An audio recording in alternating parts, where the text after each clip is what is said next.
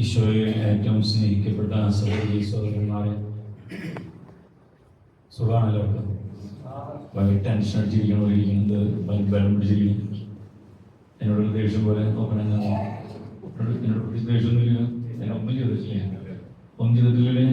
ഇല്ല. ഒന്ന് ചിരിക്കാൻ പറ്റും നോക്കിയാൽ എല്ലാവർക്കും എന്നെ ചിരിക്കാൻ വിരോധ പേരുണ്ടോ? ഇല്ലല്ലോ. സ്നേഹമുള്ളവരെ, ഈശോ ഇന്നത്തെ സ്പർശത്തിലൂടെ ഒത്തിരിയേറെ ആശ്വാസമുള്ള വചനങ്ങളാണ് നമ്മളോട് പറയുന്നത്. ഭയങ്കര ആശ്വാസമുള്ള വചനങ്ങൾ. ഈശോയുടെ അടുത്ത് ഒത്തിരിയേറെ ടെൻഷൻ അടിച്ചിട്ടുള്ള ആൾക്കാരും ഒത്തിരിയേറെ ഭാരപ്പെട്ട മനുഷ്യരും, അതുപോലെ തന്നെ ഈ എന്താ പറയാ, നാളെ എന്താ ഉണ്ടാവോ എന്നൊരു ചിന്തയുണ്ടല്ലോ ചിലർക്ക്. ഈ നാളെ ഇന്ന് പണിയില്ലെങ്കിൽ നാളെ പട്ടിണിയാണ് അല്ലെ, അങ്ങനെയുള്ള ചിന്തയുള്ള ആൾക്കാരുണ്ടാവും. അങ്ങനെ കുറേ മനുഷ്യര് ഈശോയുടെ അടുത്ത് ഒരു ഭയങ്കരമായിട്ട് ആകുലപ്പെടുന്നവര്, ഒത്തിരിയേറെ ടെൻഷനുള്ളവര്, ഒത്തിരിയേറെ അസ്വസ്ഥരായിട്ടുള്ള മനുഷ്യര്, ഭാരപ്പെട്ടവര്, അങ്ങനെ കുറേ പേര് ഈശോയുടെ അടുത്ത് ഇങ്ങനെ ഒരുമിച്ച് കൂടിയിട്ട് അവർക്ക് വേറെ ഒരിടത്തും പോകാനായിട്ടില്ല, ആരെയും ആശ്രയിക്കാനായിട്ടില്ല, ആരും അവർക്കൊന്നും പറഞ്ഞു കൊടുക്കാനായിട്ടില്ല, ആരെയും അവർക്ക് വിശ്വസിക്കാനും സാധിക്കണില്ല. അങ്ങനെ ഒരു എവിടേക്കാ പോണ്ടേ, ആരോടാ പറയണ്ടേ, എന്താ ചെയ്യണ്ടേ എന്നറിയാൻ പാടില്ലാത്ത കുറെ ആൾക്കാരെ ഈശോയുടെ അടുത്ത് ഒരുമിച്ച് കൂടി ഇങ്ങനെ ഇരുന്നപ്പോൾ ഈശോ ശരിക്കും എനിക്ക് തോന്നുന്നത് അവരൊക്കെ നോക്കിയിട്ട് ഇങ്ങനെ വെറുതെ ഇങ്ങനെ ചിരിച്ചിട്ടുണ്ടാവുമെന്ന് തോന്നുന്നത്. എന്നിട്ട് അവരെ അത്രമാത്രം ആശ്വസിപ്പിക്കുന്ന വചനങ്ങളാണ് ഇന്നത്തെ പറഞ്ഞ വചനങ്ങളാണ് നമ്മൾ ഇന്ന് വായിച്ചു കേട്ടത് ഇല്ലേ. ഈശോ അവരോട് പറയാ, നിങ്ങൾക്ക് ടെൻഷൻ ഉണ്ടാ? നിങ്ങൾ എന്തിനാ ഇത്രയും ബലം പിടിച്ചിരിക്കണേ? ഇത്രയും നിങ്ങൾ അസ്വസ്ഥമായിട്ടിരിക്കണ എന്തിനാ? എന്ത് ഭക്ഷിക്കുന്നു വിചാരിച്ചിട്ടാണോ? നാളെ എന്ത് പാനം ചെയ്യുമെന്ന് വിചാരിച്ചിട്ടാണോ? അല്ലെങ്കിൽ നാളെ എന്ത് ഉടുക്കുന്നു വിചാരിച്ചിട്ടാണോ? ഇനി നാളെ പട്ടിണി കിടക്കുന്നു വിചാരിച്ചിട്ടാണോ? എന്തിനാ നിങ്ങൾ ഇങ്ങനെ ടെൻഷൻ അടിക്കണേന്ന് ഈശോ അവരോട് ഇങ്ങനെ വെറുതെ ചോദിക്കാം. ചിലപ്പോൾ നമ്മളിങ്ങനെ ഒത്തിരിയേറെ ആകുലപ്പെട്ടിരിക്കുന്ന സമയത്ത് നമ്മുടെ കൂട്ടുകാരാരെങ്കിലും തോളത്ത് തട്ടിയിട്ട് എന്തോ വെച്ചിടാ എന്ന് ചോദിക്കുന്നത് തന്നെ നമുക്ക് വലിയൊരു കുളിർമ തരുന്നൊരു കാര്യമാണ് അല്ലേ. വെറുതെ ആളൊന്നും തരുന്നില്ല നമുക്ക് ഇല്ലേ, ആള് നമുക്ക് വേണ്ടി ഒന്നും ചെയ്യണമെന്നില്ല, പക്ഷേ വെറുതെ തോളത്ത് തട്ടിയിട്ട് സുഖലടാ എന്തെങ്കിലും ഇരിക്കണേ എന്ന് ചോദിക്കുന്നത് തന്നെ വലിയൊരു ഭാരം അങ്ങോട്ട് പോയ പോലെ ഫീൽ ചെയ്യുന്ന കാര്യങ്ങളാണ് അതൊക്കെ.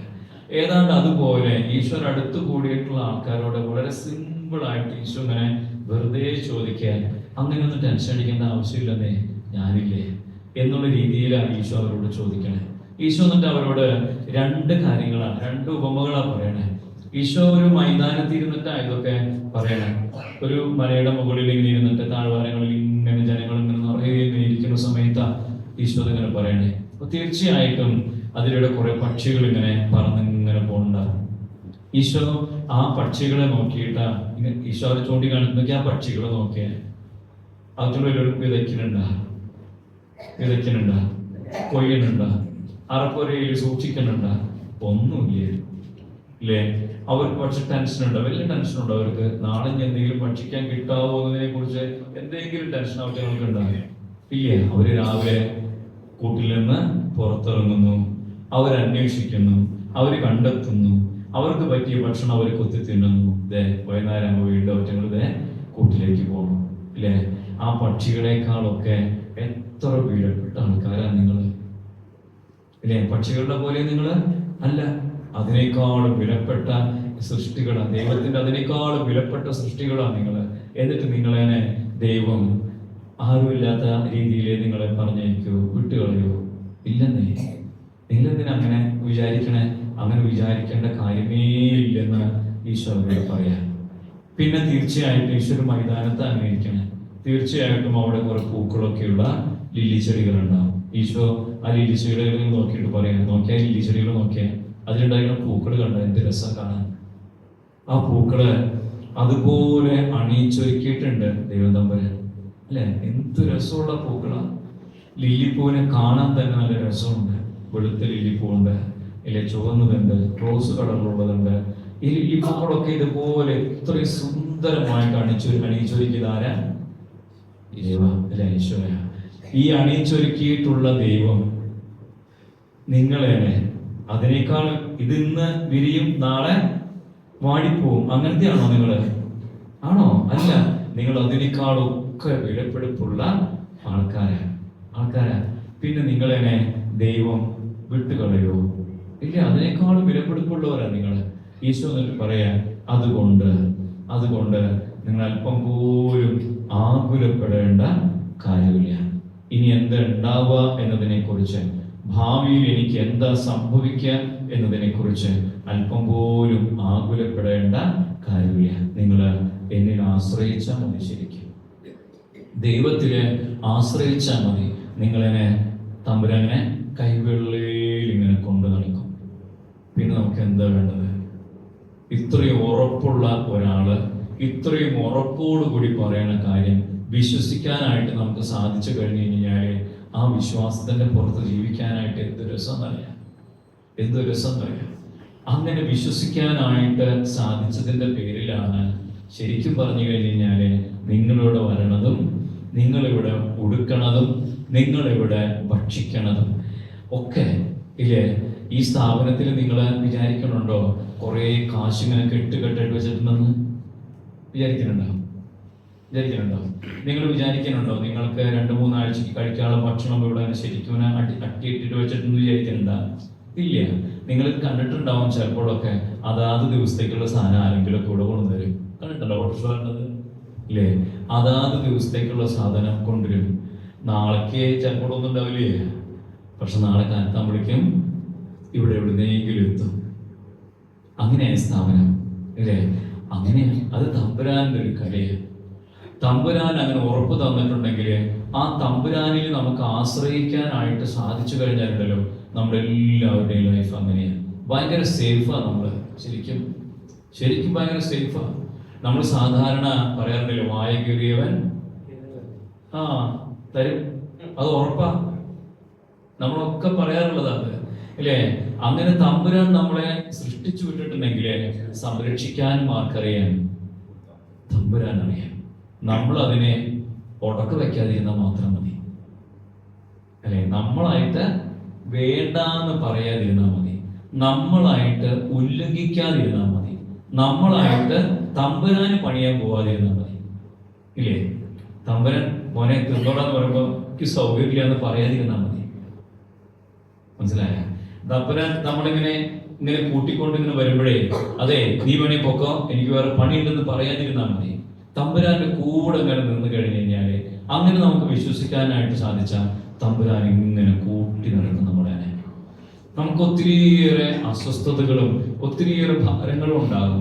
ചിലപ്പോൾ നമുക്ക് നമ്മുടെ വീടിനെ കുറിച്ചോ നമ്മളായിരിക്കുന്ന അവസ്ഥകളെ കുറിച്ചൊക്കെ ഇനി ഇവിടെ ആയിരിക്കുമ്പോൾ ഒരു കുഴപ്പമൊന്നുമില്ലേ, ഇവിടുന്ന് പോയപ്പോ എന്തുണ്ടാവുക അല്ലേ? അങ്ങനെയുണ്ടല്ലോ ഒരു ചിന്ത. ഇവിടെ നമ്മള് അത് കുഴപ്പമില്ലേ, ഇവിടെ കാലത്തിരിക്കുക വൈകുന്നേരം ആവണം, വൈകുന്നേരം കിടന്ന് ഉറങ്ങാൻ വീണ്ടും കാലത്തിരിക്കുക വൈകുന്നേരം ആവണം അല്ലേ? നല്ല സുഖമാണ്, ഒരു ടെൻഷനും ഇല്ലേ. പക്ഷെ ഇവിടുന്ന് പുറത്ത് പോയെങ്കിൽ ഇരുന്ന് കഴിഞ്ഞാൽ എണ്ണടിക്കാൻ പറ്റുമോ? ഇല്ല. തമ്പുരാൻ നമുക്ക് കഴിവുകൾ തന്നിട്ടുണ്ട്, തമ്പുരാൻ നമുക്ക് അവസരങ്ങളും തന്നിട്ടുണ്ട്, തമ്പുരാൻ നമുക്ക് അതിനുള്ള സാധ്യതകളും തന്നിട്ടുണ്ട്. അത് ഉപയോഗിക്കണം ഇല്ലേ? വെറുതെ ചമ്മർമണി ഇരുന്ന് കഴിഞ്ഞാൽ ആരെങ്കിലും വായിലൊന്നും ചൊല്ലുമോ? ഇല്ല. നമുക്ക് തമ്പുരാൻ ഒത്തിരിയേറെ വഴികൾ തുറന്നു തന്നിട്ടുണ്ട്. അതൊക്കെ നമ്മൾ ഉപയോഗപ്പെടുത്തണം. തമ്പുരാൻ നമുക്ക് ആരോഗ്യം തന്നിട്ടുണ്ട്, നല്ല മനസ്സ് തന്നിട്ടുണ്ട് ഇല്ലേ? ഇഷ്ടംപോലെ സാഹചര്യങ്ങൾ തന്നിട്ടുണ്ട്, നല്ല മനുഷ്യരെ തന്നിട്ടുണ്ട്.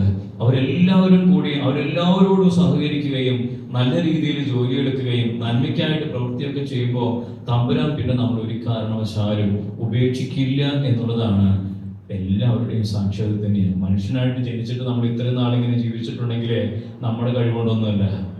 നമ്മുടെ കഴിവുകൊണ്ട് നമുക്ക് എന്താ ചെയ്യാൻ പറ്റിയിരിക്കണേ? ഒന്നും ചെയ്യാൻ പറ്റിയിട്ടില്ല. അതുകൊണ്ട് ഈ തമ്പുരാനിൽ പരിപൂർണമായിട്ട് ആശ്രയം വയ്ക്കാനായിട്ട് നമുക്ക് സാധിക്കുക എന്നുള്ളത് വളരെ പ്രധാനപ്പെട്ട ഒരു കാര്യമാണ്. നമുക്ക് ചിലർക്കെങ്കിലും ഒക്കെ ഒരു വിചാരം ഉണ്ടാവും, ഞാൻ ഇനി തിരിച്ച് വീട്ടിലേക്ക് ഇപ്പൊ എങ്ങനെ കയറുക അല്ലേ? തിരിച്ച് വീട്ടിലേക്ക് കയറുമ്പോൾ നമ്മളെ കുറിച്ച് ഇപ്പൊ വീട്ടില് അവരുണ്ടാക്കി വെച്ചിട്ടുള്ള ഒരു ധാരണയുണ്ട് അല്ലേ? ഇപ്പം എൻ്റെ പേര് സെബി എന്നാണ്. ഇപ്പം സെബി എന്ന വ്യക്തിയെ കുറിച്ച് എൻ്റെ വീട്ടുകാരുണ്ടാക്കി വെച്ചൊരു ധാരണയുണ്ട്. അവൻ ശരിയല്ല, പെശകാണ് എന്നൊക്കെ വിചാരിച്ചിട്ട്. അപ്പൊ വീട്ടിലേക്ക് കയറി ചെല്ലുമ്പോ നന്നായിട്ട് അല്ലേ? നല്ല കുട്ടിയായിട്ടാ വന്നിരിക്കണേ. എന്തിനുള്ള പുറപ്പാടാണാവോ അല്ലേ? നമ്മളെ കുറിച്ച് അങ്ങനെ പറയും. ഇപ്പൊ എന്താണാവോ, ഇന്ന് വേറെ പെശകൊന്നും ഇല്ല, വരുമ്പോ തിക്കും തിരക്കും വേറൊന്നും ഇല്ല. എന്തിനുള്ള പുറപ്പാടാണാവോ?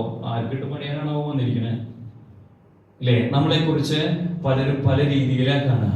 നമ്മുടെ വീട്ടിൽ നമ്മുടെ സ്വന്തം എന്ന് പറഞ്ഞ ആൾക്കാർ പോലും ചിലപ്പോ അങ്ങനെയെ കാണുക. അപ്പൊ നമുക്ക് തോന്നും ഇത് ഈ നന്നാവണ്ടായിരുന്നു ഇല്ലേ? നമുക്ക് ചിലപ്പോ പല രീതിയിലാണ് നമ്മുടെ അസ്വസ്ഥതകൾ നമുക്ക് ഉണ്ടാകുക. എന്തായിരിക്കും ഞാൻ അവിടുത്തെ അവസ്ഥ? ഞാൻ ജോലി ചെയ്യുന്ന അല്ലെങ്കിൽ ഞാൻ ആയിരുന്ന ഒരു സ്ഥലമുണ്ട്, അവിടെ എൻ്റെ കൂട്ടുകാരുണ്ട്. അവരൊക്കെ ചിലപ്പോൾ ഇനി പറയും, ഓടാ നീ നന്നായില്ലേ, പുണ്യാളനായി നീ എന്നൊക്കെ പറയുമ്പോൾ നമുക്ക് അത്രയ്ക്ക് എന്നെ വിളിക്കണ്ടായിരുന്നു, പോകണ്ടായിരുന്നു. അങ്ങനെയൊക്കെ നമുക്ക് ഭയങ്കര ടെൻഷനാണ്. പിന്നെ അവിടെ ചെന്നിട്ടുള്ള ഒരു അവസ്ഥ എന്തായിരിക്കും? എല്ലാ ദിവസവും ഷെയർ അടിച്ചിരുന്ന ആൾക്കാരാ. ഇനിയിപ്പോ ചെന്നിട്ട് ഞാൻ ഇല്ലാന്ന് പറയുമ്പോ അവരെന്നെ ഒന്ന് പറയാ, ഇനി അവരെന്നെ കുറിച്ച് നമ്മൾ ഒറ്റപ്പെടുത്തുവോ? അങ്ങനെയുള്ള കുറെ ചിന്തകൾ നമ്മുടെ മനസ്സിൻ്റെ ഉള്ളിൽ ഇങ്ങനെ നമുക്കിങ്ങനെ അതുണ്ടാവും. സ്വാഭാവികമായിട്ട് നമുക്കുണ്ടാകും. ഇപ്പൊ ഈ 2 ദിവസം ഉണ്ടാവില്ലേ? പോണം എന്നാകുമ്പോഴാ ടെൻഷൻ കൂടുക. ഇനി പോണല്ലോ, അവിടേക്ക് തന്നെയല്ലേ പോണ്ടേ അല്ലേ? അവിടേക്ക് തന്നെ പോണല്ലോ എന്ന് ഓർക്കുമ്പോൾ നമുക്ക് ഒരു അസ്വസ്ഥത, ഇങ്ങനെ ഭാരപ്പെട്ട ഒരു വിചാരം നമ്മുടെ മനസ്സിൻ്റെ ഉള്ളിൽ ഉണ്ടാകും. ഞാന് തൃശ്ശൂര് അടുത്ത് കാച്ചേരി എന്ന് പറഞ്ഞ സ്ഥലം കേട്ടിട്ടുണ്ട് നിങ്ങള്? കാച്ചേരി എന്ന് കേട്ടിട്ടുണ്ട്? നടത്തടുത്ത് അതന്നെ. അവിടുത്തെ പള്ളിയിലത്തെ വിചാരിച്ചതായിരുന്നു ഞാൻ കുറച്ച് വർഷങ്ങൾക്ക് മുമ്പ്. അവിടെ കാച്ചേരി എന്ന് പറഞ്ഞു കഴിഞ്ഞാല് പണ്ട് ഞാൻ അവിടെ ആയിരിക്കുന്ന സമയത്താണെങ്കിലും അതിന് മുമ്പത്തെ സമയത്താണെങ്കിലും കാച്ചേരി എന്ന് കേട്ട് കഴിഞ്ഞ് കഴിഞ്ഞാല് എല്ലാവർക്കും പേടിയാണ്. അവിടേക്ക് നല്ല വീട്ടിൽ നിന്നുള്ള പെൺകുട്ടിയോട് ആരെങ്കിലും പെട്ടെന്ന് കെട്ടിച്ചു കൊടുക്കില്ല ആ സ്ഥലത്തേക്ക്. അത് ഒരു പെശക്ക് പിടിച്ച സ്ഥലം എന്നാണ് പൊതുവെയുള്ള ഒരു ധാരണ. അവിടുന്ന് ഏതെങ്കിലും പെൺകുട്ടിയോട് ഇങ്ങോട്ട് കെട്ടുമ്പോ രണ്ടാമതൊന്ന് ആലോചിച്ചിട്ട് ഇല്ലേ, ഒന്നുകൂടി ഒന്ന് ആലോചിച്ചിട്ട് കല്യാണം കഴിക്കുള്ളൂ. ഇപ്പൊ പുറമെന്ന് ഒരു ചെക്കൻ വന്നിട്ട് ഒരു പെൺകുട്ടിനെ കണ്ടിട്ട് എന്റെ കല്യാണം നല്ല ശരിയാണ്ടാ എന്ന് പറഞ്ഞു കഴിഞ്ഞാൽ എവിടുന്ന കാച്ചെയ്യുന്ന ഒന്നുകൂടി ആലോചിച്ചിട്ട് മതിയിട്ട് എന്ന് പറയും. ആരാ ചോദിച്ചിട്ടില്ല, ആ സ്ഥലത്തിന് അങ്ങനെ ഒരു പ്രത്യേകതയുണ്ട്. ഞാൻ ചെല്ലുമ്പോ അവിടെ ആ പ്രദേശത്തുള്ള കാച്ചേരി എന്ന് പറഞ്ഞ പ്രദേശം കൊല്ലൂർ പോലീസ് സ്റ്റേഷന്റെ കീഴിൽ വരുന്ന ഭാഗമാണ്. ഈ കാച്ചേരിയിലത്തെ ഒരു 10-18 ആൾക്കാരുടെ ഫോട്ടോ കൊല്ലൂർ പോലീസ് സ്റ്റേഷനിൽ ഒട്ടിച്ചു വെച്ചിട്ടുണ്ട്. അവിടെ ഒട്ടിച്ചു വെച്ചിട്ടുണ്ട് വെറുതെ. അവിടെ ഒരു പോലീസുകാർക്കും ഭരണക്കൊക്കെ കാണാൻ വെറുതെ ഇങ്ങനെ ഒട്ടിച്ചു വെച്ചിട്ടുണ്ട് കുറെ ഫോട്ടോസ്. നിങ്ങൾക്കറിയാം എന്തിനായിരിക്കും ഏതാണ്ട് ഒട്ടിച്ചു വെച്ചിട്ടുണ്ടാവും പോലീസ് സ്റ്റേഷനിൽ. നമ്മുടെ നാട്ടിൽ ഒട്ടിച്ചു വെക്കണമെങ്കിൽ എന്തെങ്കിലും പണി ഉണ്ടാവും, അതുകൊണ്ടായിരിക്കും. എവിടെ എന്ത് പ്രശ്നങ്ങൾ ഉണ്ടായാലും പോലീസ് കൊണ്ട് ആദ്യം വരുന്നത് എവിടേക്കാണ്? കാച്ചേരിക്ക് വരിക. കാച്ചേരിയിലത്തെ ഒരു നാമത്തിനെ പിടിച്ചിട്ട് കൊണ്ടുപോയാലാണ് പോലീസുകാർക്ക് ഒരു സമാധാനം ഉണ്ടാവും എന്താ പറയുന്നത്. അപ്പൊ അങ്ങനത്തെ ഒരു സ്ഥലമാണ്. ഞാൻ ചെല്ലുമ്പോ ആ പ്രദേശത്ത് നിന്ന് കുറെ പേര് തറവാട്ടിലുണ്ട്. തറവാട് എന്ന് പറഞ്ഞ് മനസ്സിലായി നമുക്ക്? എവിടെ? ബീയൂരത്ത് തറവാട്ടിലാണ് ഉള്ളത്. കുറച്ചെണ്ണം അതിനപ്പുറത്തുള്ള പാലക്കാട് സബ്ബിലുണ്ട് കുറച്ച് പേര് അവിടെ തന്നെ. ഞാൻ ചെല്ലുമ്പോണ്ട് അപ്പൊ ഞാന് കുറെ പേര് അവിടെ ഉണ്ടായിരുന്നത് കൊണ്ട് ഞാന് ഒരു കുടുംബ സമ്മേളനം നടത്തുന്ന ആൾക്കാര് അവിടെ ഉണ്ടായിരുന്നതുകൊണ്ട് ഞാൻ വല്ലപ്പോഴൊക്കെ ഞാൻ ഈ സെമിനാറിൽ പഠിക്കുന്ന സമയത്ത് ഈ ജയിൽ സന്ദർശനത്തിനൊക്കെ പോകാറുണ്ടായിരുന്നു സെമിനാറിൽ പഠിക്കുന്ന സമയത്ത്. അപ്പൊ പിന്നെ അച്ഛനായതിനു ശേഷം 1-2 പ്രാവശ്യം പോയിട്ടാണ് നമ്മൾ. അപ്പൊ ഞാൻ വിചാരിച്ചു ഏതായാലും പണ്ടത്തെ ഒരു ഓർമ്മ പുതുക്കലും കൂടി ആവാന്ന് വിചാരിച്ച് ഞാനൊരു ദിവസം ബിയൂർക്ക് പോയി, തറവാട്ടിലേക്ക് പോയി.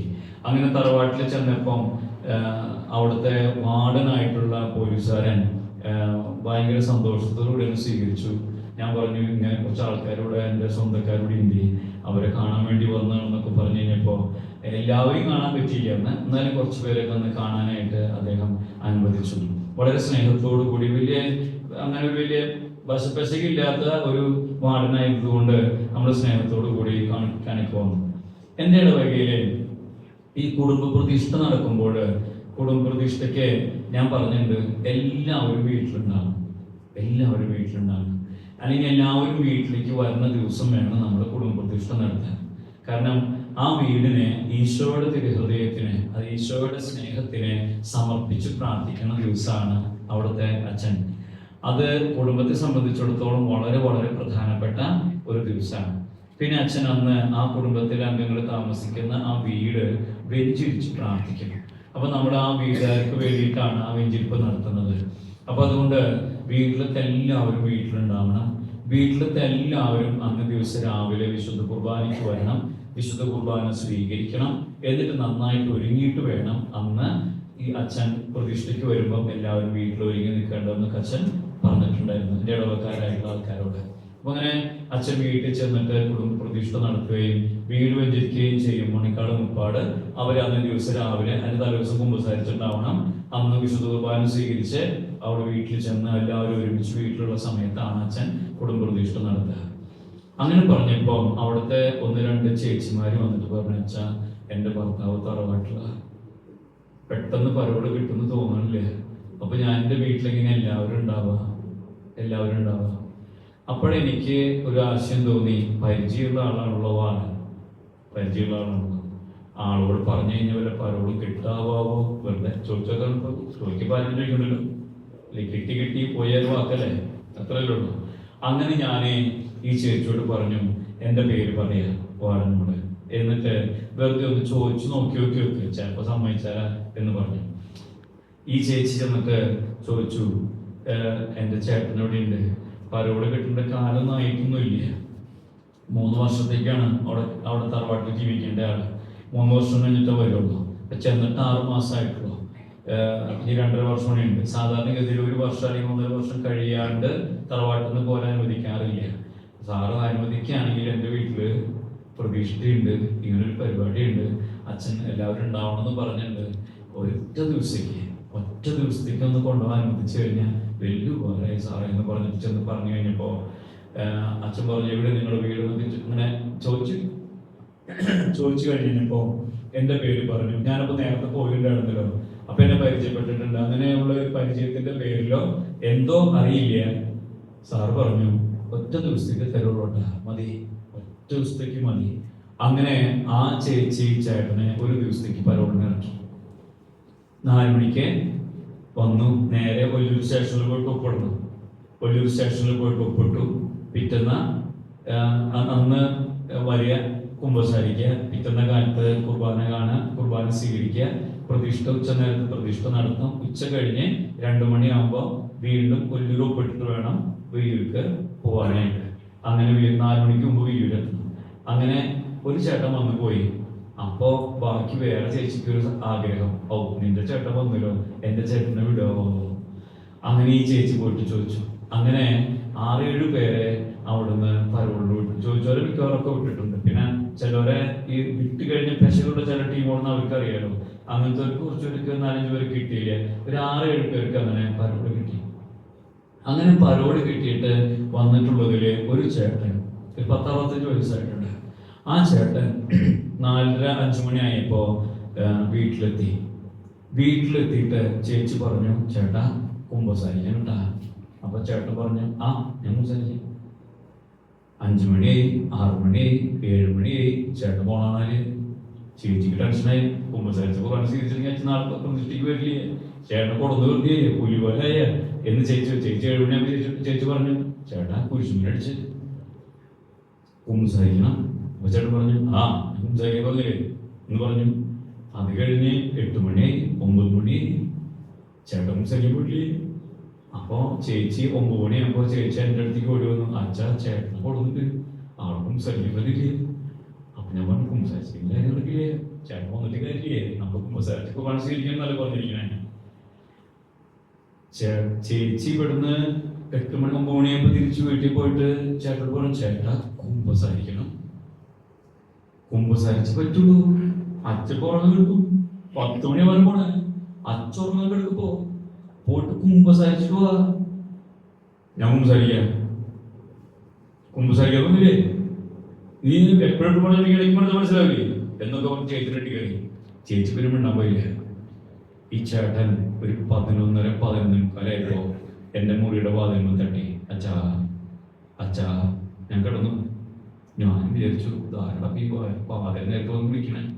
എന്നോട് എന്റെ കൈക്കാരന്മാരൊക്കെ പറഞ്ഞിട്ടുണ്ട്, അച്ഛാ പാനൂരിക്ക് ശേഷം ആരും വിളിച്ചാലും അതിലൊക്കെ ഇരിക്കട്ട, പേശയ്ക്ക് പിടിച്ച സ്ഥലം അത് അച്ഛനറിയാൻ പാടില്ലേ. അതുകൊണ്ട് പാനൂരിക്ക് ശേഷം ആരും വാതിൽ മുട്ടിയാലും വാതിലോടൊന്നും പാടില്ല. ഞാൻ പേടിച്ചോ ചോദിച്ചു കഴിഞ്ഞ് കഴിഞ്ഞാൽ അങ്ങനെ പേടിച്ചില്ല, എന്നാലും ഒരു ഇത് അങ്ങനെ പറയില്ല നമ്മള്. ആ ഒരു ഇത് എനിക്കുണ്ടായിരുന്നു. കാരണം ഒരാളും ഇല്ല പള്ളിയിൽ, ഞാൻ മാത്രമേ ഉള്ളൂ. അപ്പൊ ഞാൻ വാതിൽ തുറക്ക വേണ്ടേ, തുറക്കാണ്ടിരിക്കുക വേണ്ടേ. അപ്പൊ എന്റെ വാതിലിന്റെ മുമ്പിൽ അറിയാത്തൊരു ഗ്രില്ലുണ്ട്. അതാണ് എന്റെ ധൈര്യം. ഗ്രില്ലുണ്ട്, ഗ്രില്ല് കൂട്ടിയിട്ടുണ്ട്. അപ്പൊ ആക്രമിക്കാൻ വരികയാണെങ്കിൽ ഗ്രില്ലിന്റെ ഒരു തടസ്സം ഉണ്ടല്ലോ. അപ്പൊ ഞാൻ വാതിൽ തുറന്നിട്ട് ആരാ, ഞാനാ ചേട്ടനിക്ക് മനസ്സിലായില്ലോ, ഞാനാളെ ഞാൻ കണ്ടില്ലേ, ചേട്ടനിക്ക് മനസ്സിലായില്ലോ. അല്ല റോസി വന്നിട്ടാണെന്നില്ലേ കുറച്ച് നേരത്തെ അച്ഛനും പിന്നെ മനസ്സിലായി. റോസി വന്നിട്ട് ഓടിക്കുമ്പോൾ പറഞ്ഞിട്ടുണ്ടെന്നോട് ഇതെന്ന് ചേട്ടൻ കുമ്പസരിക്കില്ലായിരുന്നു. ഞാൻ കുമ്പസരിക്കും എന്താ വെച്ചാ ഈ നേരത്താ അച്ഛാ ഞാനുണ്ടല്ലോ, എനിക്ക് ഭയങ്കര ടെൻഷനാണ്.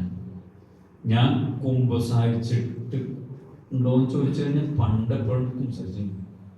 കല്യാണത്തിന് പോലും ഞാൻ കുമ്പസാരിച്ചിട്ടില്ലേ. കല്യാണത്തിന് അച്ഛനോട് ഞാൻ അപ്പുറത്തെ പള്ളിയിൽ പോയിട്ട് കുമ്പസാരിച്ചെന്നോട് പറഞ്ഞിട്ടാണ് കല്യാണത്തിന് വന്നത്. കല്യാണത്തിന് പോലും ഞാൻ കുമ്പസാരിച്ചിട്ടില്ലേ. അതിനു മുമ്പ് എപ്പോഴും കുഞ്ഞു കുട്ടിയായ സമയത്ത് കുമ്പസാരിച്ചിട്ടുണ്ടാകും. പിന്നെ ഇതുവരെ ഞാൻ കുമ്പസാരിച്ചിട്ടില്ല. ഞാനങ്ങനെ പള്ളിയിലേക്ക് വരാറില്ല.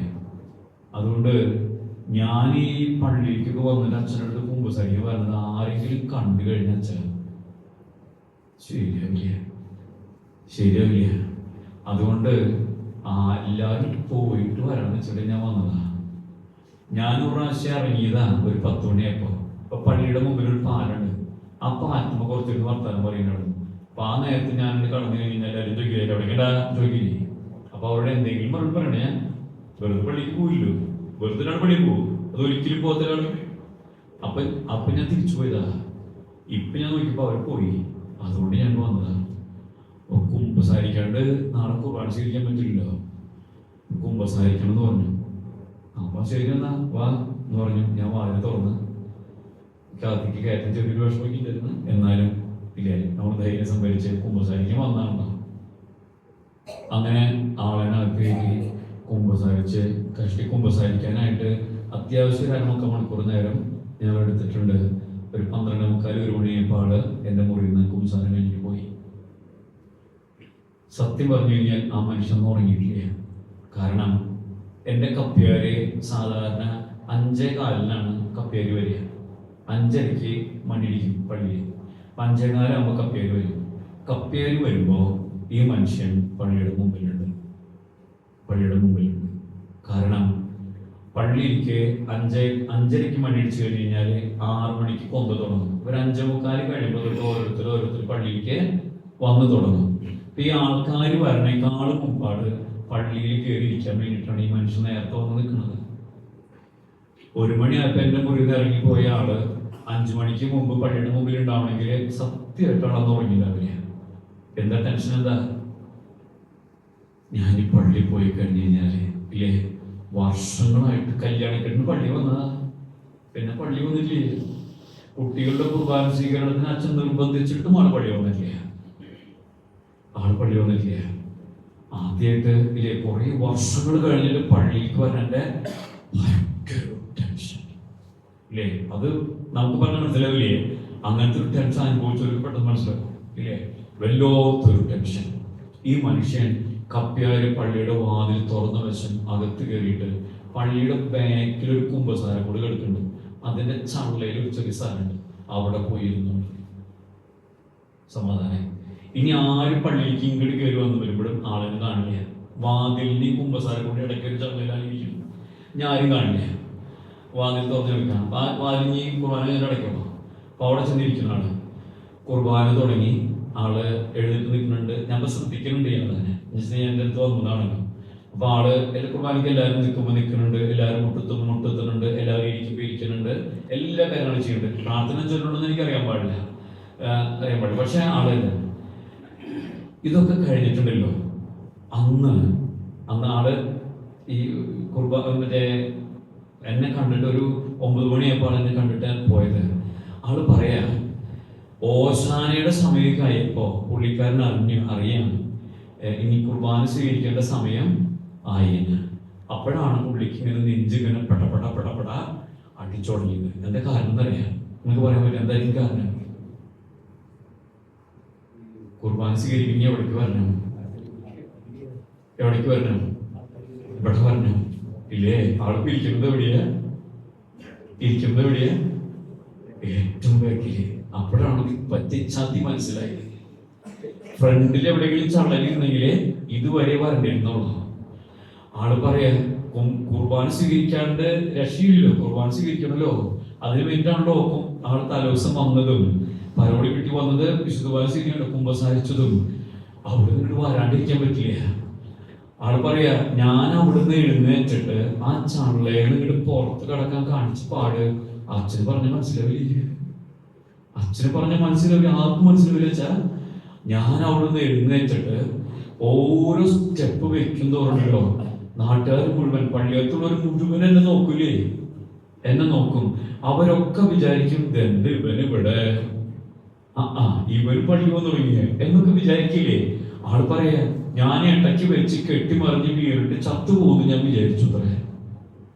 ഇവിടെ കാലും മുമ്പാക്കം വെച്ചിട്ടേ നടന്നിട്ട് ആളുടെ എത്തില്ലേ. ആള് പറയാ കൈ കാലുകൾ വിറച്ചിട്ടേ ഇവിടെ എത്തുന്നില്ല. ഒരു ഒടുക്കത്തെ ടെൻഷൻ. ഹോ, ആള് പറയാ ഇവിടെ വന്നിട്ട് ഇവിടെ എത്തിയിട്ട് കുർബാന സ്വീകരിച്ചിട്ടുണ്ടല്ലോ, പിന്നെ ആൾക്ക് തിരിഞ്ഞു നടക്കുമ്പോ എല്ലാവരും മുഖം കാണില്ലേ, തിരിഞ്ഞു നടക്കാൻ ആൾക്ക് പറ്റിയില്ല എന്ന് പറഞ്ഞ ആള്. പിന്നെ ഈ സൈഡിലേക്ക് ആള് വീഴുകയാണോ ചെയ്തേ, ഇരിക്കുകയാണോ ചെയ്തേ, ഒന്നും ആൾക്ക് ഓർമ്മയില്ല എന്ന് പറഞ്ഞു. പിന്നെ ആ സൈഡിൽ അവിടെ ഫ്രണ്ടില് ഒരു മാതാവിന്റെ രൂപീകരിക്കുന്നുണ്ട്, അതിന്റെ സൈഡിലേക്ക് ആളവിടെ നിന്നു. എന്നിട്ട് പുള്ളിക്കാരൻ അനുഭവിച്ചൊരു ടെൻഷൻ. ആള് പറയാ ഞാൻ ഈശോയെ സ്വീകരിച്ചിട്ട് ഒടുക്കത്തെ പ്രാർത്ഥന പ്രാർത്ഥിച്ച, ചാവലെന്ന പ്രാർത്ഥിച്ച, ശ്വാസം നിലച്ചിട്ടേ ഇത് എനിക്ക് അറ്റാക്ക് വന്ന് ചത്തു പോകുന്ന ആൾ പേടിച്ചു. അതേപോലെ മനസ്സിൻ്റെ ഉള്ളിൽ ഭാരം. ഈശോയെ സ്വീകരിച്ചിട്ട് അവിടെ കുറേ മനുഷ്യരുന്നു. പിന്നെ കുർബാന സ്വീകരിച്ചപ്പോൾ അടുത്ത പ്രാർത്ഥനയ്ക്ക് എഴുന്നേൽക്കണല്ലോ, ആൾ എഴുന്നേറ്റില്ല. എഴുന്നേൽക്കാൻ ആൾക്ക് പറ്റിയില്ല. ചിലപ്പോൾ ആളിങ്ങനെ എഴുന്നേറ്റ് കഴിഞ്ഞ് എല്ലാവരും കണ്ടെങ്കിലും ഒന്ന് പേടിച്ചിട്ട് ആൾ എഴുന്നേറ്റില്ല എന്തായാലും. പിന്നെ ആൾ അവിടെ നിന്ന് എഴുന്നേറ്റത് കപ്പ്യാര് ഒരു 8:45 ആയപ്പോ വാതിലടച്ചോടുന്നല്ലോ. അപ്പോഴാ പുള്ളിക്കാരനോട് എഴുന്നേറ്റേ. സ്നേഹമുള്ളവരെ, അതുവരെ എഴുന്നേൽക്കാതിരുന്നതിന് കാരണം എന്താണെന്നറിയാം? പള്ളിയിൽ നിന്ന് പോണവരെ കുറച്ചു നേരം വർത്താനം പറഞ്ഞിട്ടൊക്കെ പോകുള്ളേ. പിന്നെ ഞാൻ ആരില്ലാത്തപ്പോ വേണമെന്ന് പുറത്തേക്ക് ചാടാൻ ഇല്ലേ, വല്ലാത്തൊരവസ്ഥയായിരുന്നു. ആള് പുറത്തേക്ക് ഇറങ്ങിയപ്പോ ഞാൻ അവിടെ നിൽപ്പുണ്ട്. ഒരു 9 മണിക്കായിട്ടാണ് ആൾ പുറത്തേക്ക് ഇറങ്ങിയപ്പോ. അപ്പൊ ആള് പറയാ, അച്ഛാ ഈ ദിവസം ഉണ്ടല്ലോ ഒരു വല്ലാത്ത ദിവസം. ഞാൻ ജയിലിൽ ഇത്ര ടെൻഷൻ അനുഭവിച്ചിട്ടില്ല.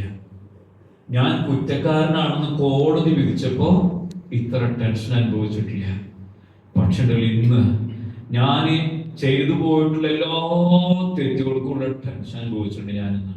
പക്ഷെ അച്ഛാ ഈശോയെ സ്വീകരിച്ചു കഴിഞ്ഞപ്പോ എനിക്ക് വല്ലാത്തൊരു സന്തോഷം. എൻ്റെ ഞരമ്പുകൾ വലിഞ്ഞു മുറുങ്ങി ഞരമ്പുകളൊക്കെ ഒന്ന് അടഞ്ഞ പോലെ. ആളുടെ സംസാരത്തിന് എന്നെ ഭയങ്കരമായിട്ടൊരു എന്താ പറയാ, നമ്മളൊരു പിടിച്ചു വർത്താനം പറയില്ലേ, അങ്ങനെ പിടിച്ചു വർത്താനം പറഞ്ഞിരുന്ന ആള് വളരെ ഫ്രീ ആയിട്ട് വർത്താനം പറയാം ഇല്ലേ. തലേദിവസം ഭാര്യയോട് ഞാൻ സംസാരിച്ചോളാം പൊക്കോളാം എന്ന് പറഞ്ഞിരുന്ന ആളൊക്കെ പിന്നെ വീട്ടിൽ ചെന്നിട്ട് എന്തെങ്കിലും വിശേഷം എന്നൊക്കെ ചോദിക്കുക. ഭാര്യ പറയാ, ഞാൻ പ്രതിഷ്ഠയ്ക്ക് പോയി കഴിഞ്ഞ് ഭാര്യ പറയാ, അച്ഛാ ചേട്ടന് എന്തോ പറ്റിയിട്ടുണ്ട്. കാരണം ഇത്ര നാൾ സംസാരിക്കുന്നപ്പോ ആള് ഭയങ്കര വർത്തമാനം പറഞ്ഞിരുന്നേ. എന്നെ ഞാൻ പറഞ്ഞതനുസരിച്ച് അങ്ങനെ ഒരു സ്റ്റൈൽ ഉണ്ടല്ലോ, അത് വിട്ടിട്ട് ഇടേ എന്താ വേണ്ടേ എന്നൊക്കെ ചോദിക്കണ ചേട്ടൻ. ആദ്യമായിട്ട് കല്യാണം കഴിഞ്ഞപ്പോ അങ്ങനെ ഒരു വർത്തമാനം കേൾക്കണത്ര അല്ലേ. ഈശോ വരുത്തിയ മാറ്റം ഉണ്ടല്ലോ. പിന്നെ ആ മനുഷ്യനുണ്ടല്ലോ തിരിച്ചു പോണം. പിന്നെ 2-2.5 വർഷം കൂടി തറവാട്ടിൽ കഴിയേണ്ട ആളാ. അവിടെ പോയിട്ട് തിരിച്ചു വന്നിട്ടുണ്ടല്ലോ. പിന്നെ ഉണ്ടായത് അത്ഭുതമാണോ ശരിക്കും സംഭവിച്ചതാണോ എന്ന് നാട്ടുകാർക്കൊക്കെ സംശയമാണ്. പിന്നെ ജയിലിൽ നിന്ന് വന്ന് തിരിച്ചു വന്നതിന് ശേഷം ഇന്ന് വരെ ആ മനുഷ്യൻ ഒരൊറ്റ ദിവസം കുർബാന മുടങ്ങിയില്ല. ഒരൊറ്റ ദിവസം ഈശോയെ സ്വീകരിക്കാതിരുന്നിട്ടില്ല.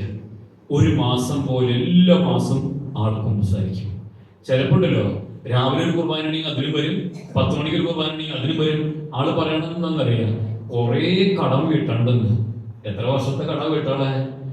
ഇനി അത് വീട്ടിലെ പണി ഇല്ലേ, എല്ലാ ദിവസവും ഒരു കുർബാനെങ്കിലും കാണേണ്ടതായിരുന്നു ഞാൻ. അത് കുറെ കടം കെടുക്കണ്ടല്ലോ, ആ കടം വീട്ടിലെ എന്റെ പണി.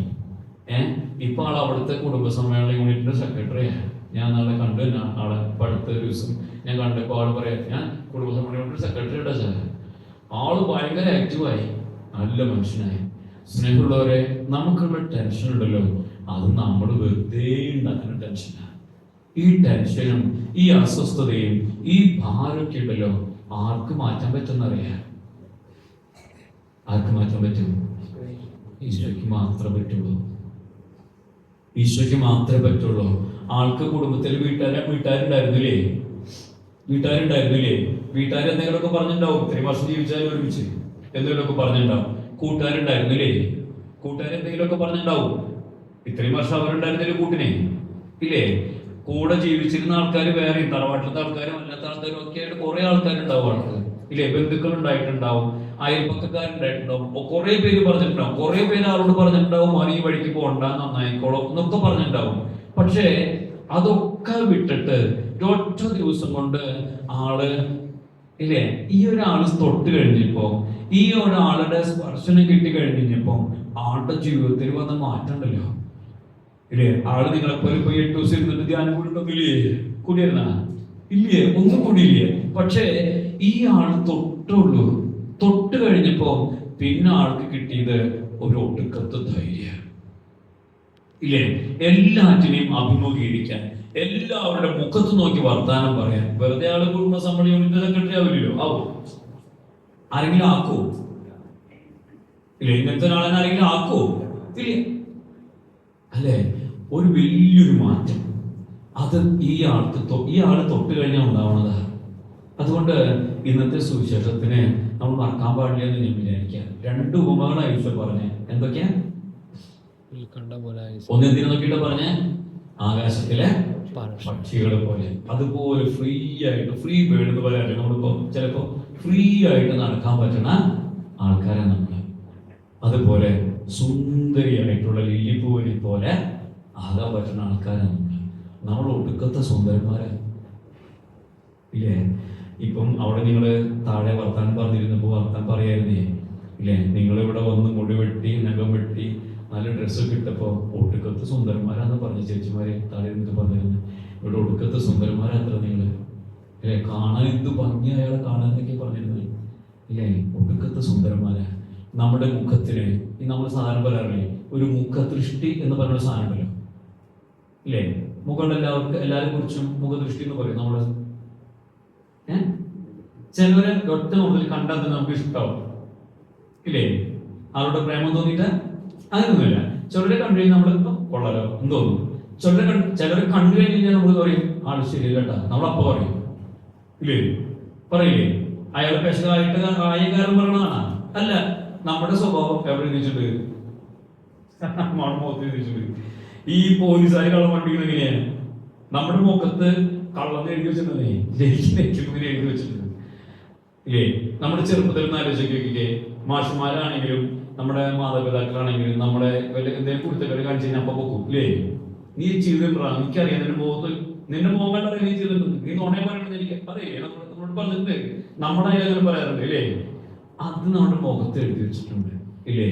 നമ്മുടെ മുഖത്ത് ഇനി ഈ ദിവസങ്ങളിൽ നമുക്ക് തമ്പുരാന്റെ അനുഗ്രഹങ്ങൾ കിട്ടിക്കഴിഞ്ഞുണ്ടല്ലോ, തമ്പുരാനിൽ നന്നായിട്ട് ഇങ്ങനെ ആശ്രയിക്കാം. അപ്പോൾ തമ്പുരാൻ ഒത്തിരി നമ്മളെ സ്നേഹിക്കും.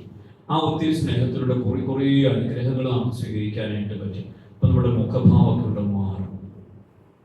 ഇപ്പൊ നമ്മൾ വിളിക്കുന്ന സുന്ദരന്മാരെന്നാ, ഇനി കുറച്ചുകൂടി കഴിഞ്ഞ് കഴിയുമ്പം ഒരു ഐശ്വര്യമുള്ള മുഖാട്ട. ഇല്ലേ? അത് നമ്മൾ ഉണ്ടാക്കണതല്ല, അത് തമ്പുരാൻ തരണതാണ്. മനസ്സിലായ? ഈ ഐശ്വര്യം എന്ന് പറയുന്ന സാധനം ചിലപ്പോൾ നമ്മൾ പറയില്ലേ, കർത്താലും കാണാൻ നല്ല ഐശ്വര്യമുള്ള മുഖം. അങ്ങനെ കേട്ടില്ല അങ്ങനെ പറയണത്? നമ്മൾ തന്നെ പറയാറുള്ളതാണ്. ഇല്ലേ? കാണാൻ നല്ല ഐശ്വര്യമുള്ള മുഖം. ഇല്ലേ? കണ്ടു കഴിഞ്ഞാൽ കൊതിയും ഒരു ഓമനത്തുണ്ട് മുഖത്ത്. ഇങ്ങനെയൊക്കെ നമ്മൾ പറയാറുണ്ട്. ഇതൊക്കെ തമ്പുരാൻ തരുന്ന സാധനമാണ്. ഇത് നമുക്ക് ഉണ്ടായിരുന്നേ ഒരു കാലത്തൊക്കെ നമ്മളായിട്ട് അല്ലെങ്കിൽ മറ്റു പലരുടെയും ആക്രമണങ്ങൾ കൊണ്ട് നമ്മൾ നഷ്ടപ്പെടുത്തിയിട്ടുള്ളതൊക്കെ, നമുക്ക് നഷ്ടപ്പെട്ടു പോയിട്ടുള്ളതൊക്കെ. ഈ ഓമനത്വവും ഈ മുഖദൃഷ്ടിയും ഐശ്വര്യമുള്ള മുഖവും ഒക്കെ നമുക്ക് ഇപ്പൊ തമ്പുരാൻ നമുക്ക് തിരിച്ചു തരുന്ന ദിവസങ്ങളാണ്. അതൊക്കെ തിരിച്ചു തരുന്ന ദിവസങ്ങളാണ്. നമ്മൾ തമ്പുരാന്റെ അടുത്ത് ഇങ്ങനെ ആശ്രയം വെച്ച് ഇരുന്നാൽ മതി. ഒന്നിനെ കുറിച്ചും അസ്വസ്ഥപ്പെടാതെ ഇരിക്കാം, അസ്വസ്ഥപ്പെടാതിരിക്കാം. തമ്പുരാനോട് ഇന്നോട്ട് നമുക്കൊന്ന് പ്രാർത്ഥിക്കണം. എന്തെന്ന്? തമ്പുരാനെ, നീ ഒന്ന് തൊട്ടാ മതി, എന്നെ ഒന്ന് ചേർത്തിരുത്തിയ മതി. നീ എനിക്ക് എല്ലാം കിട്ടും, എല്ലാം കിട്ടും. കാരണം തമ്പുരാന്റെ ചേർത്ത് പിടിക്കലുണ്ടല്ലോ, അതൊരു ഒടുക്കത്തെ ചേർത്ത് പിടിക്കല. ഞാൻ പിടിക്കണ പോലെയല്ല അത്, ഇവിടെ ഇരിക്കുന്ന ആര് പിടിക്കണ പോലെയല്ല അത്. തമ്പുരാന്റെ ചേർത്ത് പിടിക്കലില് ഒരു ബലമുണ്ട്, ഒരു ബലമുണ്ട്. ഈ കുഞ്ഞു ഉണ്ണീനെ ഈ അപ്പച്ചന്മാര് ചിലപ്പോ പൂരം കാണിക്കാനോ പെരുന്നാൾ കാണിക്കാനൊക്കെ കൊണ്ടുപോകും ഇല്ലേ? ഈ കുഞ്ഞുണ്ണിക്ക് താഴെ നിന്നിട്ട് എന്തെങ്കിലും കാണാൻ പറ്റുമോ? ഇല്ല. അപ്പൊ അപ്പച്ചന്മാരെന്ത് ചെയ്യും? തോളത്തിരുത്തും. ആ ഒരു ഇരിപ്പൊരു ഒന്നൊന്നര ഇരിപ്പ് അല്ലേ? ഉണ്ണി എവിടെയെങ്കിലും പിടിക്കാൻ പറ്റുമോ? ഇല്ല. ഉണ്ണിയുടെ ചന്തി മാത്രമേ ഉണ്ടാവുള്ളൂ. ഈ തോളത്തുണ്ടെങ്കിൽ കഴുത്തില് അപ്പുറത്ത് എടുത്തിട്ട് കാലും ഒരു പിടുത്തുണ്ട് ഇല്ലേ? ഉണ്ണി മുമ്പാക്കാഞ്ഞാലും ഉണ്ണി പിന്നാക്കാഞ്ഞാലും അപ്പം വിടുവോ? ഇല്ല. ആ ഒരു ഉറപ്പ് ആർക്കുള്ളത്?